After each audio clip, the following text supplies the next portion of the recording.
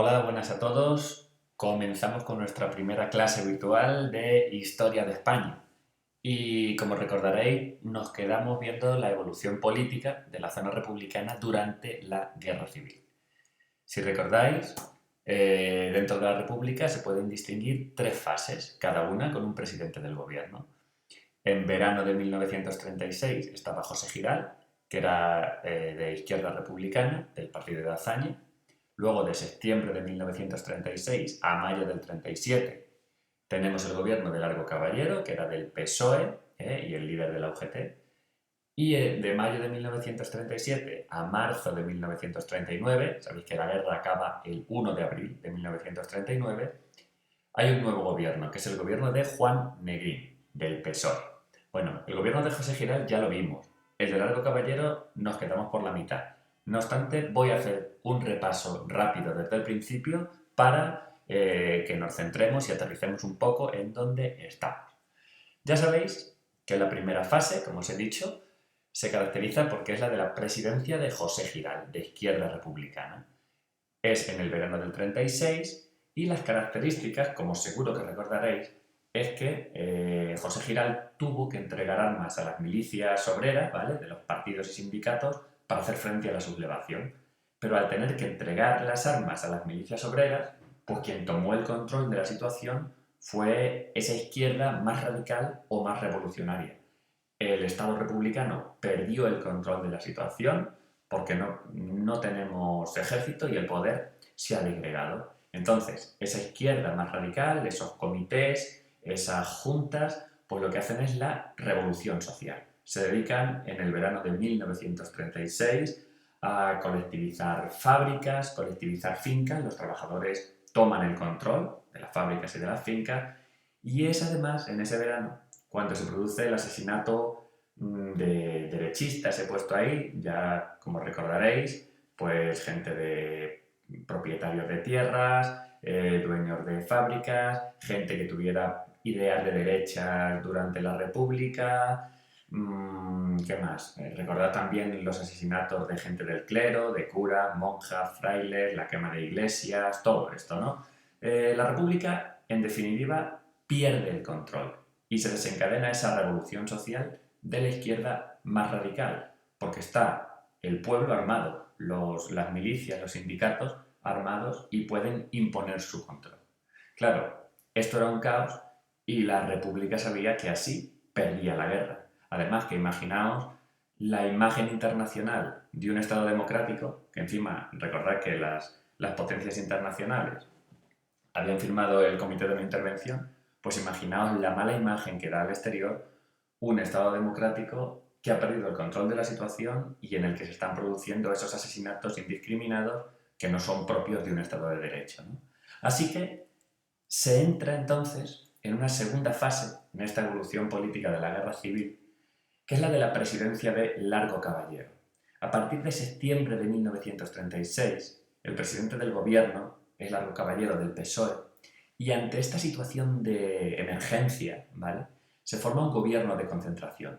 Un gobierno de concentración quiere decir que hay ministros de muchos partidos políticos. En este caso, están los partidos políticos del Frente Popular, son los republicanos catalanes y vascos, la gente del PSOE, los comunistas, el PCE, es el Partido Comunista de España, los republicanos de izquierda, por supuesto, los republicanos de Azaña, y, ya os dije, hecho insólito y sin precedentes en la historia de España, entran los anarquistas en el gobierno.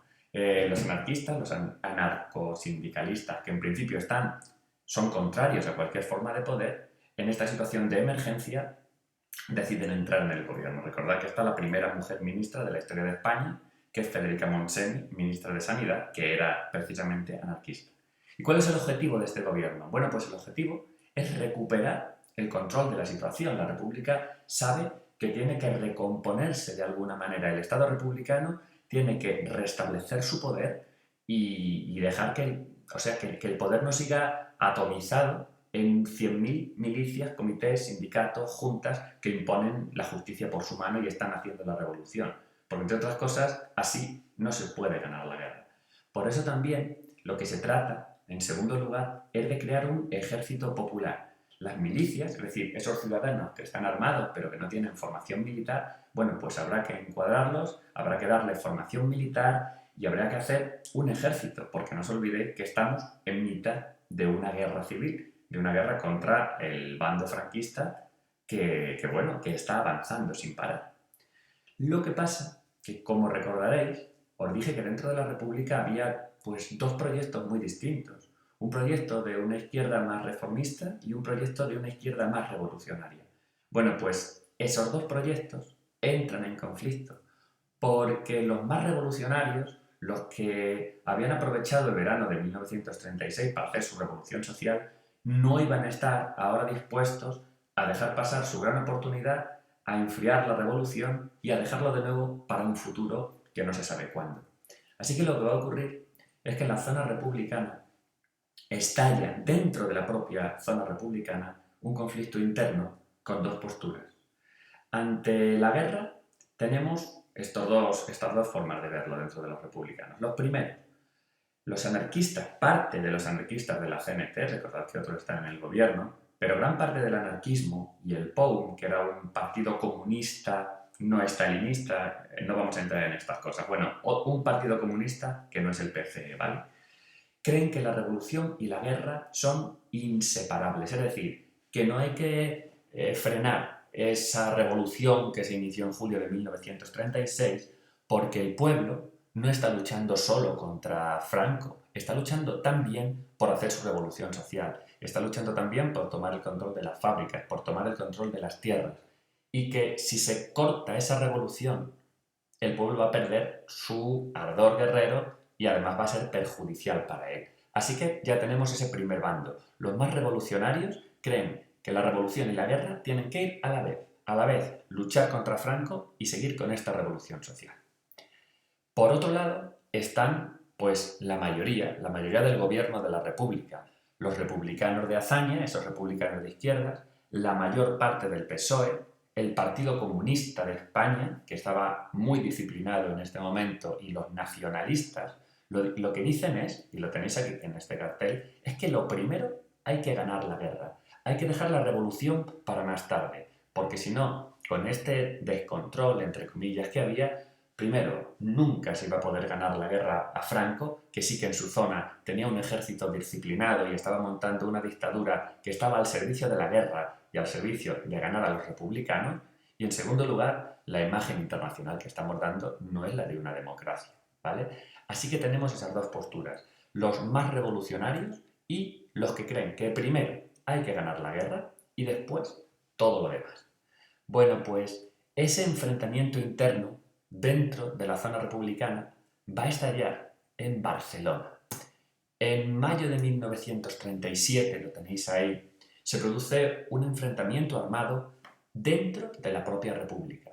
Lo que ocurrió es que, como tenéis ahí en la foto, los anarquistas y el POUM, ese partido que os digo, ese partido comunista que no era el PC, toman el control del edificio de la Telefónica. Recordad, esos dos partidos son los partidarios de que la revolución y la guerra son inseparables, que hay que seguir haciendo la revolución. Claro, toman el control del edificio de la Telefónica, toman el control de las comunicaciones y entonces, bueno, pues tanto la Generalitat de Cataluña como el gobierno, Partido Comunista, los de Largo Caballero, etcétera, van contra ellos. Se produce un enfrentamiento armado dentro de Barcelona que acaba con más de 200 muertos. Los anarquistas y el POUM son derrotados absolutamente, los comunistas van a tener mucha influencia y en consecuencia de toda esta crisis, pues es que Largo Caballero al final se va del gobierno y se forma un gobierno nuevo. Así que ya sabéis, esta segunda fase está caracterizada por dos cosas.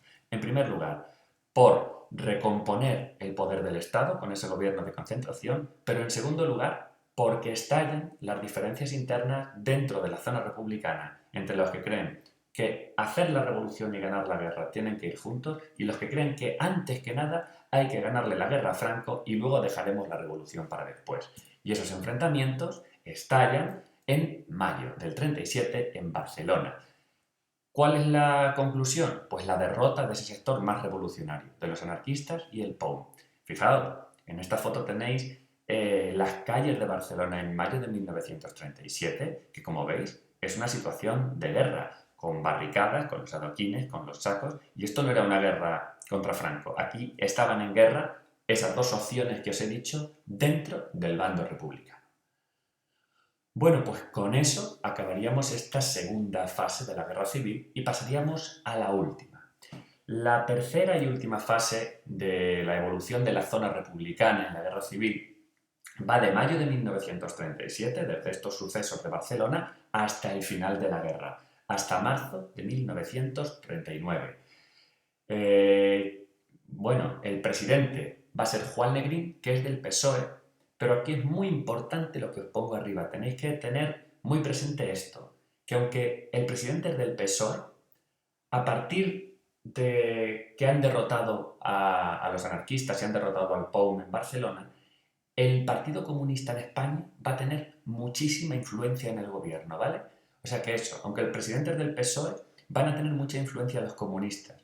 ¿Por qué os digo esto? Bueno, pues porque los otros sectores de la República, es decir, los republicanos, otra parte del PSOE, van a ver con mucho recelo que sean los comunistas los que están teniendo tanto poder. Y eso va a crear de nuevo tensiones dentro de la zona republicana. Así que eso, Juan Negrín del PSOE, con mucha influencia de los comunistas, y esta etapa va de mayo del 37 hasta el final de la guerra, hasta finales de marzo del 39. Ya os he dicho, el último parte de guerra fue el 1 de abril de 1939, que es cuando terminó. ¿Cuál fue el objetivo de Juan Negrín? Mirad, Juan Negrín, nos lo he puesto en la diapositiva, lanzó un programa de gobierno, que era el programa de los 13 puntos, que incluía también, bueno, pues la transición hacia una república, hacia un sistema democrático después de la guerra, pero lo más importante, lo que tenéis que recordar de esta tercera fase, es que Juan Negrín planteó un eslogan o una política de resistencia a ultranza. Franco y los franquistas cada vez estaban avanzando más terreno, estaban ganando la guerra, en definitiva. Sin embargo, Negrín decía, vale, nuestro objetivo es resistir, decía, resistir es vencer. ¿Por qué? Bueno, pues muy fácil, porque estamos en el año 37, en el año 38, donde ya se sabe que va a estallar la Segunda Guerra Mundial. ¿Cuál es entonces el razonamiento que se hace Negrín y los comunistas? Pues que si estalla la Segunda Guerra Mundial, el conflicto de España se va a internacionalizar y entonces a las democracias no les va a quedar más remedio que ayudar a la República y no dejarlas solas. Entonces, la esperanza de ganar la guerra para la República sería que estallara la Segunda Guerra Mundial, que la guerra civil se metiera dentro de ese conflicto y así poder obtener ayuda exterior contra Franco. Si no, la República estaría perdida. ¿Pero qué pasa? Pues que ese razonamiento no lo tienen todos los miembros del gobierno y de nuevo hay un conflicto interno. Esta vez, el conflicto interno va a ser entre los que son partidarios de una negociación con Franco, es decir, la guerra la tenemos perdida, vamos a ver si podemos negociar con Franco, tener una paz un poco honrosa y que no nos impongan una rendición total con las condiciones que Franco quiera y una derrota total. Así que tenemos por un lado los que creen que la guerra está perdida y que hay que negociar con Franco para salir de esto lo mejor posible. ¿Quiénes son? Los republicanos de Azaña y parte del PSOE, parte del partido que está en el gobierno. Pero hay mucha gente del PSOE y los republicanos que están contra Negrín, están contra esa política de resistencia a ultranza y con la influencia de los comunistas, que también piensan lo mismo. Así que por un lado eso, los partidarios de la negociación. Y por otro lado tenemos los partidarios de la resistencia total. ¿Quiénes son? Pues evidentemente el presidente del gobierno, Juan Negrín, y su entorno, que son del PSOE, y además los comunistas. Bien, pues lo que va a ocurrir para acabar de rematar las cosas, en esto voy a pasar muy por encima porque lo vamos a ver en siguientes clases, es que dentro de la propia República en guerra, estalla un nuevo golpe de Estado. Ese golpe de Estado va a ser de un militar, de Casado, que está en Madrid. Ese golpe de Estado es contra Negrín y contra los comunistas. ¿Para qué? Pues para intentar quitar a Negrín y negociar con Franco. Vamos, lo que se está produciendo es una guerra civil dentro de la guerra civil. Juan Negrín y el gobierno se ven obligados a coger un avión y largarse de España y al final, bueno, lo de Casado pues no tiene ningún éxito, porque aunque este golpe de Estado era para lograr una negociación con Franco, Franco sabía que tenía ganada la guerra y lo único que acepta es una derrota sin paliativos. Al final, la República es derrotada a manos de Franco, que impone sus condiciones y no entra en ningún tipo de negociación. Esto se produce el 1 de abril de 1939, en el que acaba la guerra, en el día que acaba la guerra civil. El gobierno de la República se va a exiliar y bueno, pervivirá en el exilio, pero en España comenzará pues la posguerra y la dictadura de Franco. Y con esto pues terminamos este análisis de la evolución política de la zona republicana durante la guerra civil.